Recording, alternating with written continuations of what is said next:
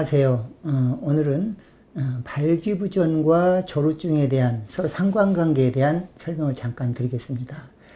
우리 예전에 우리 남성학회에서 40대 이상의 남성을 대상으로 성 컴플렉스에 대한 그 설문조사를 한번 한 적이 있습니다. 거기에서 가장 많은 성 컴플렉스가 1번이 조루였습니다.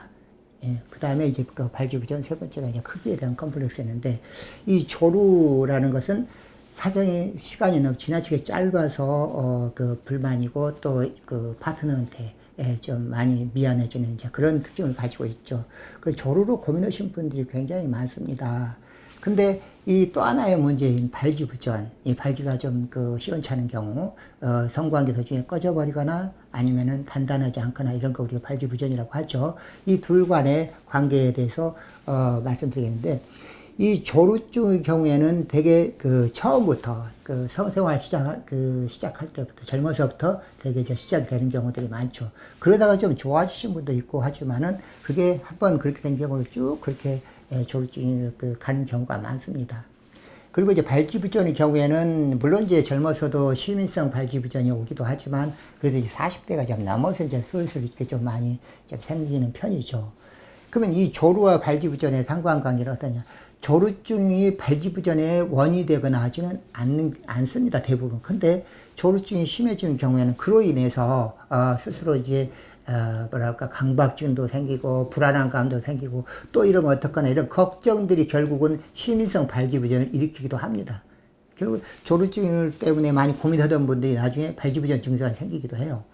그래서 그런 경우들은 이제 반드시 우리 전문가를 찾아서 상담하시고 이 조루증 약도 좀 처방받아 드셔보시고, 그 다음에 본인이 좀 이거에 대해서 좀 어느 정도 정신적인 부분도 문제 있는 것도 좀 이렇게 스스로 좀 줄여가면서 이렇게 고치는 방법도 있습니다.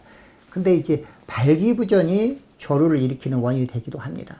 왜냐하면 일단은 발기부전이 오는 조루가 오는 원인은 뭐냐 하면, 일단은 본인이 발기력이 떨어졌다는 걸 본인이 알아요, 스스로. 남들이 파트너가 눈치채기 전에 본인이 내가 요즘 안 좋네 이런 생각이 들죠. 그러면 그때부터 초조해지고 불안해지죠. 이러면서 결국 남성은 사정할 때 느끼는 사정 쾌감이 중요하지 않습니까? 그래서 그게 혹시 중간에 또 성관계 도중에 발기가 풀려버릴까봐, 떨어질까봐 그냥 좀 빨리 좀 사정하려고 하는 노력을 하게 됩니다. 자신도 모르게. 그러다 보면 조루증이 생기는 거예요. 그래서 발기부전의 초기 증상이 조루가 될 수도 있습니다.